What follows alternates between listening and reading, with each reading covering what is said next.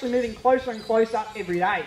So after about a week or two, when that kangaroo sticks his head in the water, Nooka's right, or Crocodile's right there waiting for him, bang, you got a dead kangaroo and a crocodile's got an easy meal. So they're very, very smart and very patient hunters, and they're absolute ambush predators. So what they'll do is they'll grab a massive prey item such as a kangaroo, wild pig, buffalo, whatever that may be, drag it back into the water and drown it. Then what they'll do is they'll do a death roll. Have any of you guys ever seen a death roll before on, you know, like National Geographic or anything like that? No one's seen a death roll? Basically what they do, they basically roll around in the water to rip off parts of that animal. So just because they kill such a massive animal, they don't actually consume the whole thing. They only eat little portions of it, and the rest of the animal actually gets fed to the rest of the ecosystem. So crocodiles play a very, very important part here in the Australian ecosystem. Now, as you can see today, he's not actually eating a whole lot. So he's only eating 2 bits of chicken today. So for an animal that size, that doesn't really seem right. However, crocodiles, their stomach's only about the size of a basketball or a soccer ball. So they don't actually need to eat a whole lot. So, as I said before, even though in the wild they may take down a massive prey item, they don't actually consume that whole animal. Now, I'll give you a bit of background story on Nooka here as an individual. So Nooka here, it was once a wild caught crocodile. So because of that, we don't really know how old he is, but judging by the size of him, we estimate him to be about 60 to 70 years old. And that's actually prime age for a crocodile.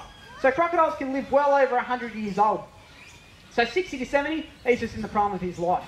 So he was found in a township up in the Northern Territory called Nooka, hence how he got his name. And Nooka in the Northern Territory, the township of Nooka is an Aboriginal community. And one day, one of the elders, one of the Aboriginal elders, he was walking his dog along the river that Nooka was living in. Hold on, Nooka, not yet. So Nooka picked up on this, and as I said before, crocodiles being very patient hunters, Nooka would move closer and closer and closer and closer every day until after about a week or two, when that man decided to walk his dog came down for a drink, Nooka was right there waiting for him. And then bang, you got a dead dog. Nooka had an easy meal.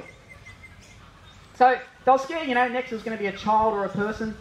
And so what they did, they moved him to a crocodile farm up in the Northern Territory. And because he is such a good looking bloke, they really wanted to breed out of him and get some little baby Nookas out of him. Now unfortunately, Nooka didn't really like this idea too much. So they gave him a female, gave him a girlfriend. He didn't really like her, so he killed her. They thought, well, we'll try again next season because he is such a good looking crocodile. They really wanted to give him the best looking, give him the best chance to breed to get some little baby Nookas. So next season rolls along, they gave him the best looking female crocodile they could find. Unfortunately, she wasn't really up to Nooka's standards either. So what did he do? He kills her and eats half of her. So then Nooka was in a real predicament. He couldn't be released back into the wild because he was considered a hazardous animal. And he couldn't be used at a crocodile farm to breed out of because he just killed all his girlfriends. So, luckily for him, well, he was in a bit of a predicament. He was basically going to be shot and made into a handbag. But luckily for Nooka, Featherdale at the time was looking for a male solitary crocodile. And this was back in 1992. So he's been here for 25 years. And he, at least in my opinion, he's the absolute star attraction of the park. Now, as I said before, crocodiles are what we call ambush predators. And what they'll do is 95% of the time they'll use that technique that I described before, being patient and waiting for that animal to come down to the river.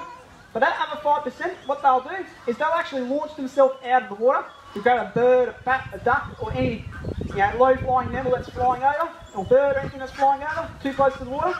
And that's exactly what I'm about to demonstrate to you right here. So as he jumps up, I want you to watch his tail. That tail's full of muscle, and he uses that to propel himself. Here we go, I'm playing cuddle with a crocodile. Come on, Nooka. Try again. Come on, Nooka. Come on, give us another big jump. Oh, he's missed. So they'll use that technique to grab a bird or a duck or anything like that that's flying too low to the river and get themselves an easy meal. Come on, Nooka. You can do better than that. You only grab half of it. Come on, big boy. Come on, you still got more to go. Come on, big boy. Come on, big boy. There we go. So he had a good jump there for the starters. That second one wasn't too good, but it is a bit of a cooler day, so and you can't really make a crocodile do what they want to do. So that's it for me today, guys. Hope you guys enjoyed. If you guys have any questions, please feel free to come down and ask. If not, I hope you enjoy the rest of the day, guys. Thank you.